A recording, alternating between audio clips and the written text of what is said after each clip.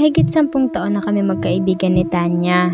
Mula pa noong bata pa kami, magkasama na kami sa lahat ng bagay. Sa pagpasok sa paaralan, sa paglalaro, sa pag-iyak at pagtawa. Akala ko, siya ang taong higit pa sa kapatid para sa akin. Alam ko ang lahat ng sikreto niya at alam din niya ang lahat ng tungkol sa akin. Wala kaming itinatago sa isa't isa. Nagsimula ang lahat noong dumating si Lawrence sa aming buhay. Siya ay bagong lipat sa aming barangay, matangkad, magalang at may ngiting kayang magpatibok ng kahit kaninong puso. Sa unang pagkikita pa lang namin, naramdaman ko na may kakaiba na sa loob ko at hindi lang ako ang nakapansin sa kanya. Nakita ko rin sa mga mata ni Tanya ang paghanga. Ang kislap na hindi ko nakita noon sa kanya kapag tumitingin siya sa ibang lalaki. Pero hindi ko iniisip na magiging dahilan ito para magbago ang lahat. Nang magsimulang ligawan ako ni Lawrence, sa halip na maging masaya si Tanya para sa akin, nakita ko ang pagbabago sa kanya. Minsan, kapag magkasama kaming tatlo, tahimik lang siya, nakayuko, o kaya naman ay nagbibiro pero may halong panunokso na parang may tinatagong galit. Kapag kami lang dalawa, iba na ang kanyang pakikitungo.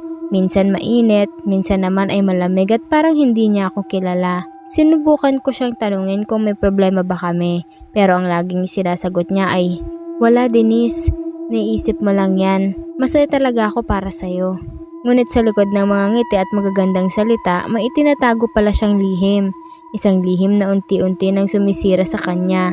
Isang matinding inggit na lumaki at lumalim hanggang sa maging puot. Sa isip ni Tanya, lahat ng magagandang bagay na nangyayari sa akin ay dapat sa kanya din.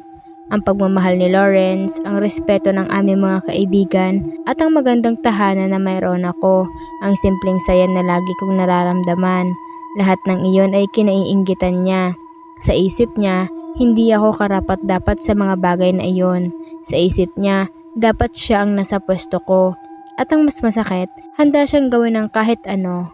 Kahit makipagkasundo sa mga puwersang hindi dapat kinakausap para lang makuha ang lahat ng iyon.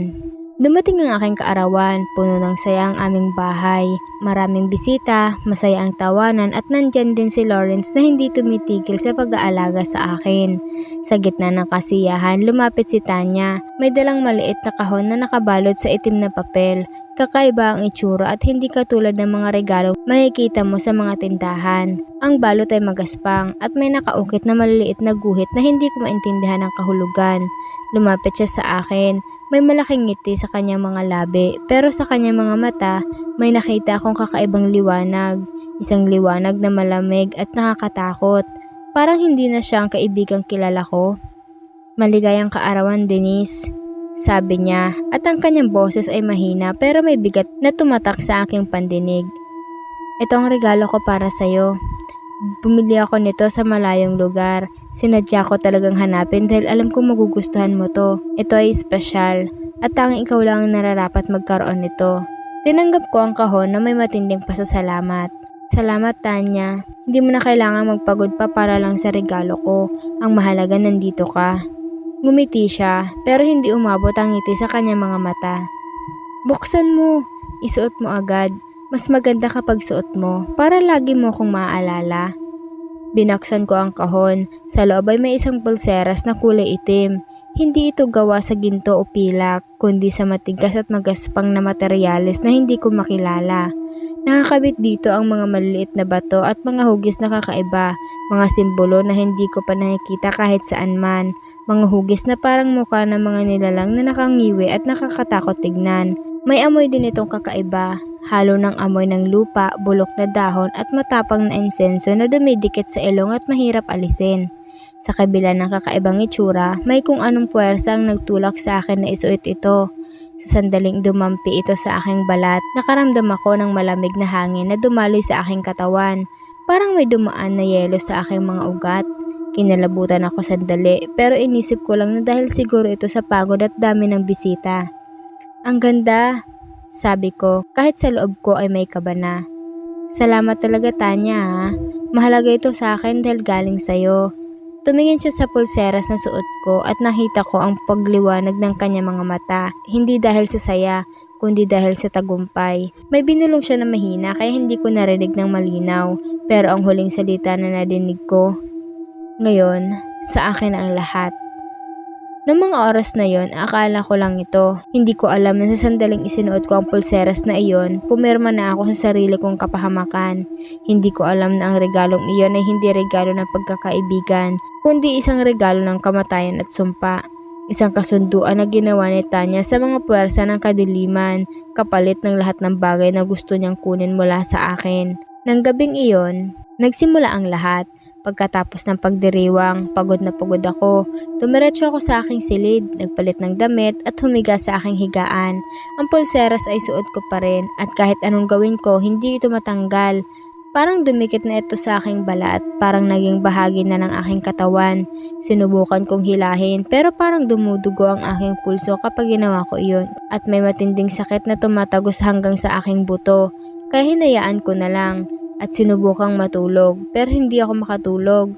Ang silid ko ay malamig, sobrang lamig na kahit nakasara ang mga bintana at nakasuot ako ng makapal na kumot, nanginginig pa rin ako. Ang hangin sa loob ay mabigat, parang may mga tao sa paligid na nakatingin sa akin na nakapalibot sa aking higaan. Pero kapag binuksan ko ang aking mga mata, wala naman ako nakikita. Tanging ang kadiliman at ang tunog ng aking mabilis na paghinga ang naririnig ko. Sa kalagitnaan ng gabi, nang halos wala na akong tulog, narinig ko ang isang boses, mahina, pabulong pero malinaw na tumatagos sa aking isipan. Denise, Denise, bakit napakaswerte mo? Bakit palaging ikaw ang gusto ng lahat? Bakit ikaw ang may magandang buhay at kapalaran? Kukunin ko ang lahat sa iyo hanggang sa wala nang matira kahit isa para sa iyo. Nagising ako na hingal, puno ng pawis ang aking katawan. Ang aking puso ay tumitibok ng napakabilis na parang lalabas na ito sa aking dibdib.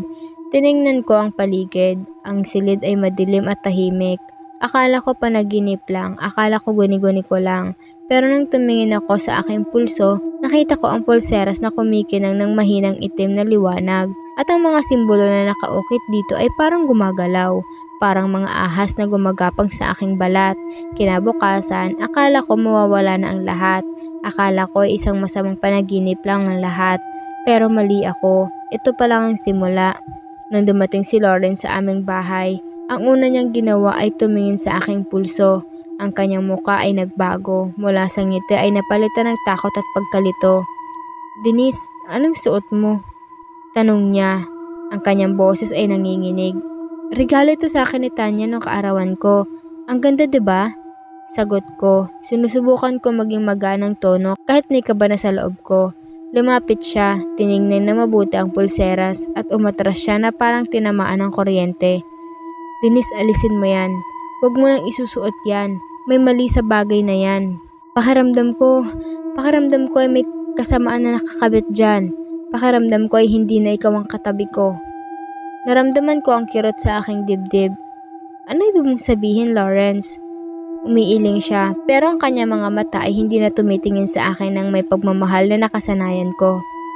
Hindi ko alam, Denise, pero simula nang suotin mo yan, parang may pader na humaharang sa pagitan natin. Hindi ko na maintindihan ang nararamdaman ko. Ang dating pagmamahal na nararamdaman ko para sa'yo, parang unti-unti itong nawawala at sa halip, ang naiwan ay takot at pagkalito. Hindi ko na maintindihan ang sarili ko. Ang mga salitang iyon ay parang patalim na tumusok sa aking puso. Sinubukan kong kausapin siya. Sinubukan kong ipaliwanag na ako pa rin ang Denise na kilala niya. Pero parang may kung anong puwersa ang humahatak sa kanya palayo sa akin. Mula noon, unti-unti siyang lumayo. Ang mga tawag ay naging madalang, ang mga pagbisita ay tumigil at ang mga mensahe ay naging maikli at walang buhay. Ang lalaking nangako na mamahalin ako habang buhay ay parang hindi na ako kilala. At sa halip na lumayo sa lahat, nakita ko ang paglapit niya kay Tanya. Ang mga araw na dapat ay kami ang magkasama, ay kasama niya si Tanya. Ang mga bagay na dati ay para sa akin ay ibinibigay niya sa kanya. Parang inagaw niya hindi lang ang pagmamahal ni Lawrence, kundi pati ang pagkakakilala niya sa akin. Pero hindi lang doon natapos ang lahat. Ang sumpang dala ng pulseras ay hindi lang sa pag-ibig tumama. Nagsimula ang lahat ng bagay sa aking buhay. Ang aking trabaho, na dati ay maayos at magandang takbo, ay naging puno ng problema. Ang mga proyektong matagal kong pinaghirapan ay biglang nababago. Ang mga kliyenteng matagal nang kasama namin ay biglang lumilipat sa iba. At ang mga kasamahan ko ay biglang lumayo sa akin. Sinasabi nila na kapag ako ay nasa paligid, pakiramdam nila ay hindi sila komportable. Pakiramdam nila ay may masamang hangin na nakapalibot sa akin. Sinasabi nila na minsan nakikita nila akong nakaupo ng mag-isa at may kinakausap kahit wala namang tao. O kaya naman ay may nakikita silang anino na gumagapang sa likod ko. Ang aking pamilya ay nagbago rin. Ang aking mga magulang na dati ay puno ng pagmamahal at pag-aalaga sa akin ay naging malamig at malayo. Minsan, nakikita ko silang nakatingin sa akin na parang hindi nila ako kilala. Parang may ibang tao na nakatira sa loob ng aking katawan. Sinasabi nila na minsan, sa gabi, naririnig nila ang aking boses na tumatawa. Hindi ang aking totoong tawa, kundi isang tawa na malalim, malamig at nakakatakot. Isang tawa na parang galing sa hukay ng impyerno. Sinasabi nila na minsan nakikita nila akong lumalakad sa gitna ng gabi, na ang mga mata ay puti at walang buhay, at ang aking mga kamay ay parang humahatak sa mga bagay na hindi nila nakikita. Naging magulo ang aking isipan. Hindi ko na alam kung ano ang totoo at kung ano ang panaginip. Ang mga pangyayari sa araw ay parang panaginip at ang mga panaginip sa gabi ay parang totoo. Nagsimula akong makikita ng mga bagay na hindi nakikita ng iba. Nakikita ko ang mga anino na gumagapang sa mga dingding, ang mga mata na kumikinang sa kadiliman, at ang mga kamay na lumalabas sa ilalim ng aking higaan at sa likod ng mga pinto na parang gustong humatak sa akin. Nakikita ko rin si Tanya. Kahit malayo siya sa akin, nakikita ko siya sa aking isipan, na nakangiti, na masaya, na nagtatamasa ng lahat ng bagay na dapat ay akin. At sa bawat oras na nakikita ko siya, ang pulsera sa aking pulso ay sumasakit. Parang pinipiga ang aking laman at buto na parang kumakain ito sa akin mula sa loob palabas. Isang gabi, hindi ko na nakayanan ng lahat. Ang sakit, ang takot, at ang kalungkutan. Lahat ay tumatambak sa aking dibdib hanggang sa pakiramdam ko ay sasabog na ako. Kinuha ko ang matatalim na kutsilyo mula sa kusina at dinala ito sa aking silid. Gusto kong tanggalin ang pulseras kahit anong mangyari. Kahit kailangan kong putulin ang aking sariling kamay, gagawin ko na. Sa sandaling ilapit ko ang kutsilyo sa aking pulso, biglang gumalaw ang pulseras. Ang mga simbolo na nakaukit dito ay bumuka ang kanilang mga bibig.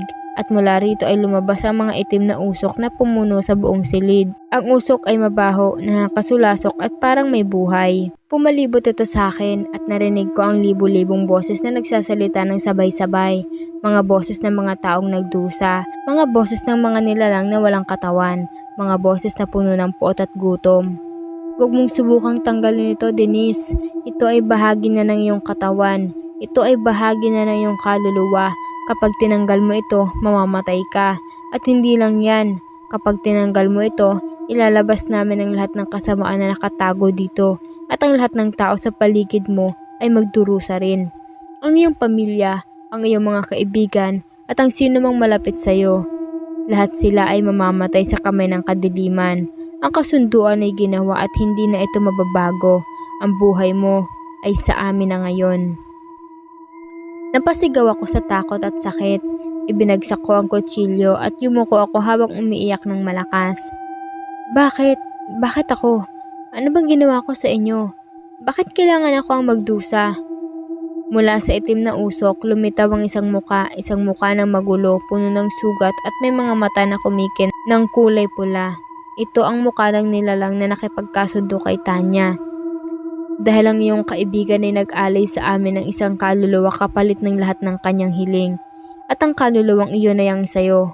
Siya ang humiling na ang lahat ng bagay na nagpapasaya sa iyo ay mawala sa iyo at mapunta sa kanya. Siya ang humiling na ang iyong isipan ay guluhin namin. Ang iyong katawan ay magdusa at ang iyong buhay ay maging impyerno sa lupa.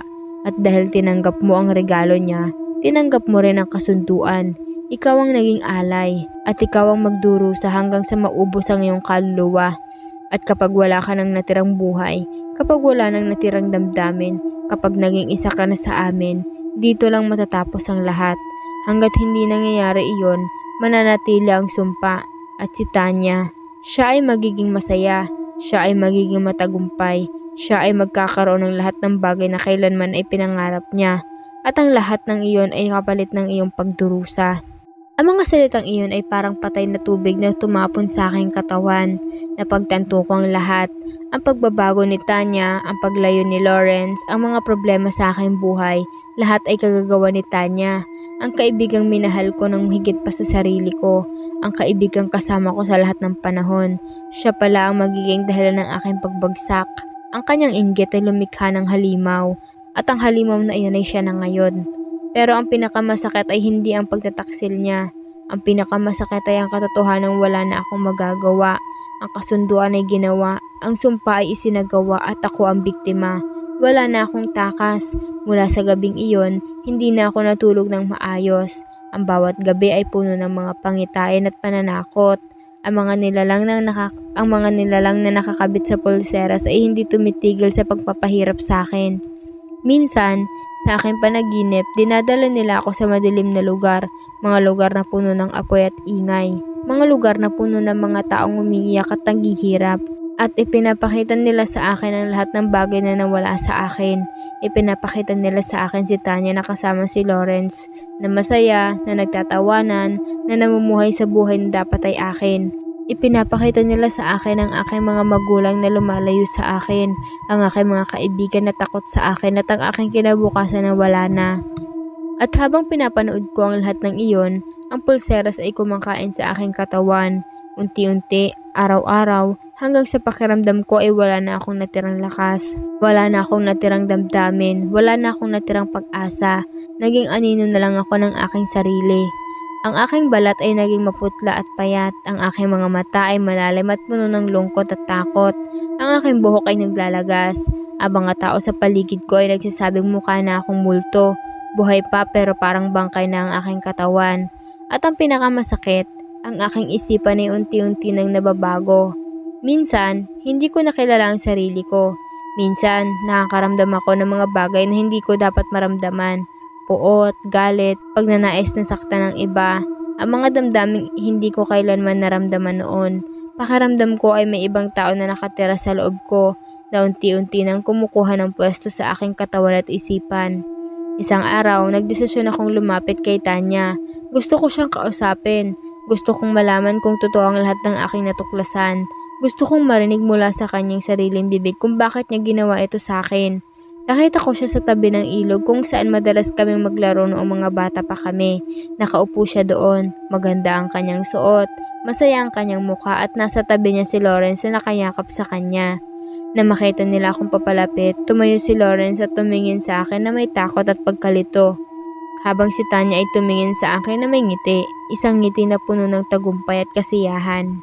Lumapit ako sa kanila. Ang aking mga tuhod ay nanginginig dahil sa sakit at takot.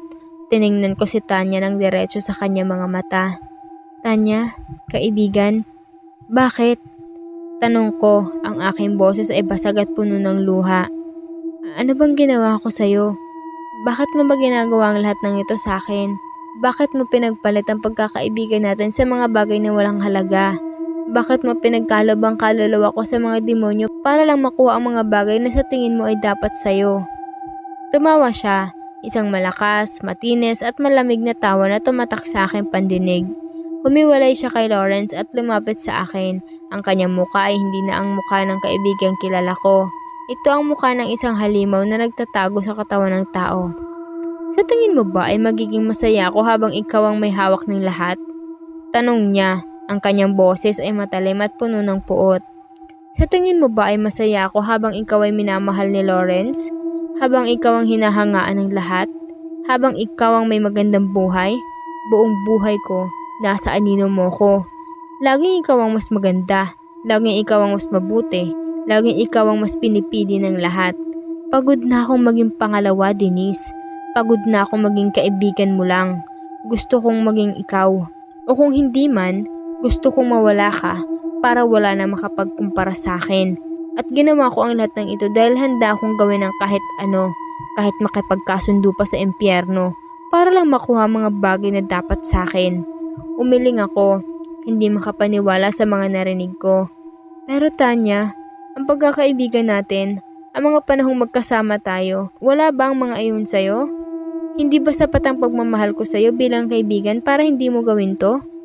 Tumingin siya sa akin ng may paghamak. Ang pagkakaibigan? Ang pagmamahal? Wala yan. Wala yan kumpara sa lahat ng bagay na nakuha ko ngayon. Dahil sa ginawa ko, nasa akin na si Lawrence. Dahil sa ginawa ko, naging matagumpay ako. Dahil sa ginawa ko, lahat ng bagay na gusto ko ay nakukuha ko. At ang lahat ng iyon ay kapalit lang sa pagdurusa mo. At alam mo kung ano ang pinakamasaya sa lahat, Denise? Ikaw ang tumanggap nito. Ikaw na kusang isinuot ang pulseras na yan. Ikaw ang pumirma sa sarili mong kapahamakan. Hindi kita pinilit. Ginawa mo ito ng kusa. Kaya ngayon, magdusa ka. Magdusa ka hanggang sa mawala ka na. At habang ikaw ay nagdurusa, ako ay magtatamasa sa lahat ng bagay na kinuha ko sa iyo. Ito ang parusa mo dahil sa pagiging masaya mo habang ako ay naghihirap. Hindi ko na napigilan ang aking mga luha. Ang sakit na nararamdaman ko ay higit pa sa pisikal na sakit. Ito ang sakit na tumatagos hanggang sa kaluluwa. Tumingin ako kay Lawrence na nakikinig sa aming pag-uusap at nakita ko ang pagkagulat at takot sa kanyang mga mata. Lawrence, alam mo ba ang ginagawa niya? Tanong ko, ang aking boses ay halos hindi na marinig. Alam mo ba na ang lahat ng nangyari sa'yo, ang pagbabago ng iyong damdamin, ang paglayo mo sa akin, lahat ay gawa ng kanyang kamay. Nakipagkasundo siya sa mga demonyo para lang makuha ka. Ginamit niya ang kadiliman para baguhin ang iyong isipan at damdamin. Ang pagmamahal na nararamdaman mo sa kanya ay hindi totoo. Ito ay sumpa. Ito ay gawa ng kasamaan. Tumingin si Lawrence kay Tanya at nakita ko ang pag-aalinlangan sa kanyang muka. Tanya, totoo ba ang mga sinasabi niya? Ginawa mo ba ang lahat ng ito? Sa sandaling iyon, nagbago ang mukha ni Tanya. Mula sa pagiging masaya at may tiwala, napalitan ito ng takot at pagkabalisa. Hindi, Lawrence. Huwag kang maniwala sa kanya. Siya ang nagbago. Siya ang nababaliw. Siya ang gumagawa ng mga kwentong ito dahil inggit siya sa akin. Huwag kang maniwala sa kanya. Siya ang may kasamaan sa katawan niya. Hindi ako. Pero sa sandaling binanggit niya ang mga salitang iyon, ang pulsera sa aking pulso ay biglang naglabas ng napakaliwanag na kulay itim. Ang lupa sa paligid namin ay nanginginig at ang hangin ay nagiging mabigat at madilim. Mula sa pulseras, lumabas ang itim na usok na mabilis na kumakalat sa buong lugar. Ang mga dahon ng mga puno ay naglaglagan ng sabay-sabay. Ang tubig sa ilog ay naging madilim at maalon at ang hangin ay umiihip ng malakas na parang bagyo. Ang boses ng nilalang na nakipagkasundo kay Tanya ay narinig na muli. Ngunit sa pagkakataong ito ay malakas at tumatago sa bawat sulok ng lugar. Tanya, ikaw ang gumawa ng kasunduan. Ikaw ang humiling na ang lahat ng bagay na meron si Denise ay maging sayo. Pero nakalimutan mo ang pinakamahalagang bahagi ng kasunduan. Ang lahat ng bagay na makukuha mo ay may kapalit. Ang kasiyahan mo ay kapalit ng pagdurusa niya.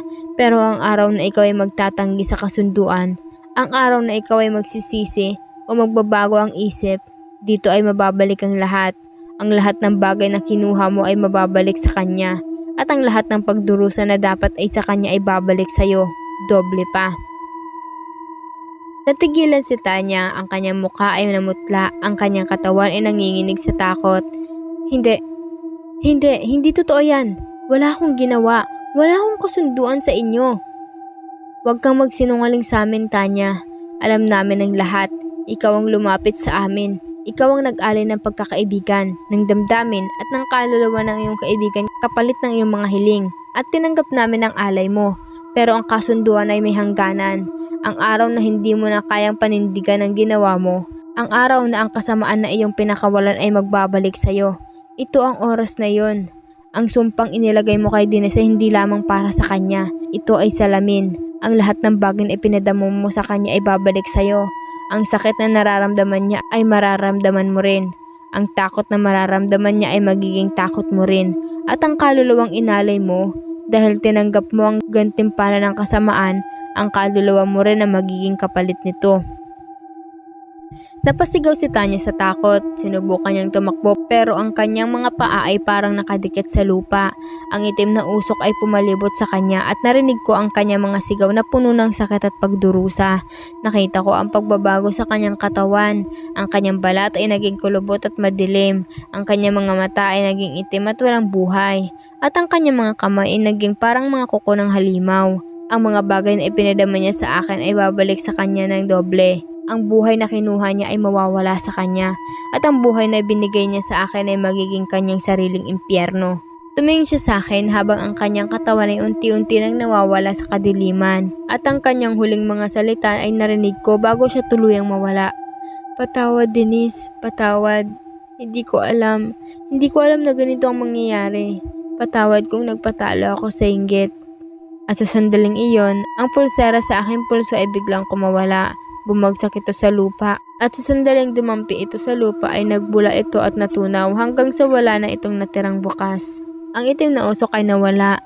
Ang hangin ay naging payapa na muli. At ang lahat ng kababalaghan ay tumigil.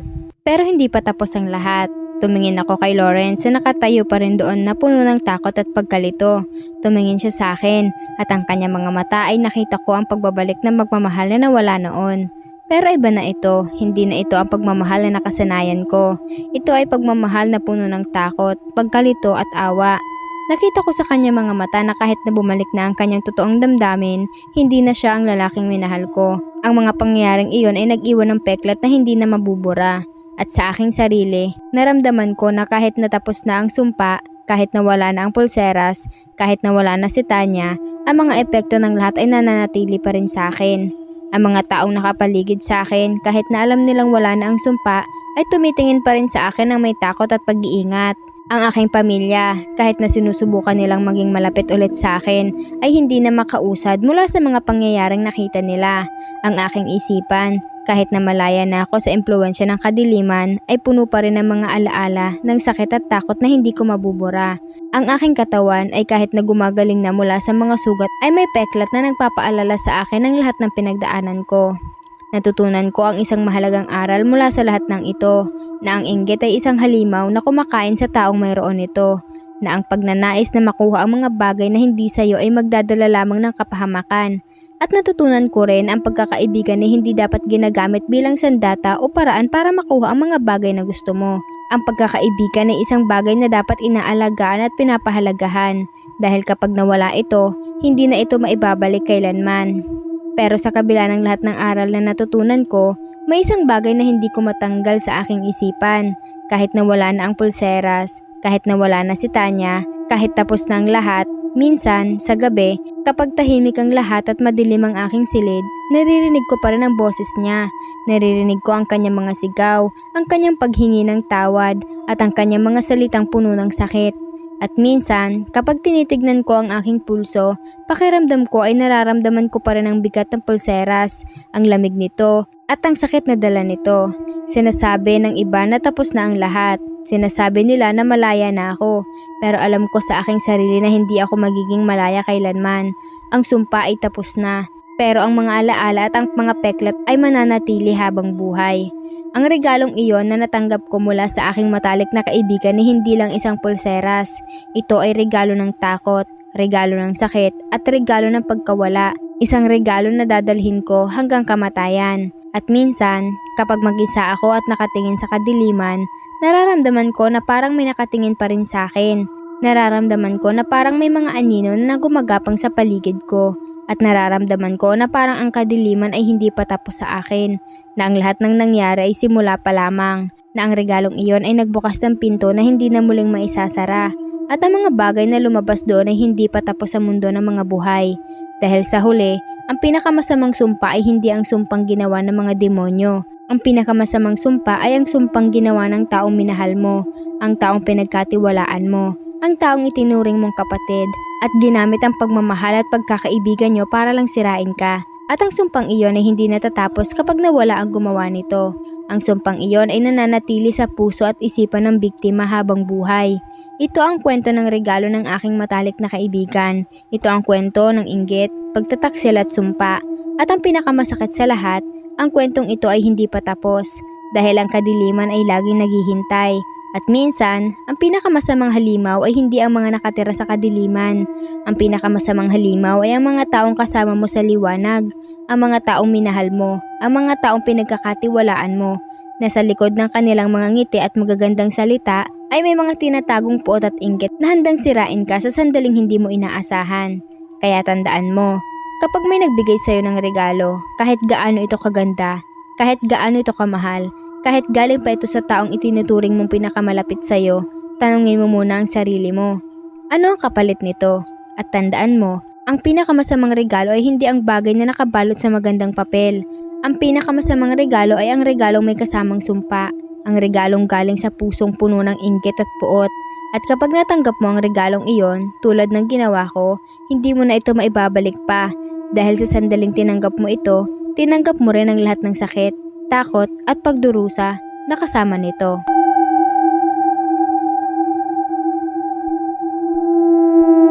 Hello mga mahal! Ang istoryang inyong napakinggan ay pawang kathang isip lamang. Ganun pa man, huwag kakalimutang magdasal at laging mag-ingat. Huwag din kalimutang i-like, i-share, i-follow ang ating page at mag-comment sa ating story para ma-shoutout kita sa ating mga susunod na upload. Maraming salamat sa pakikinig. Ingat!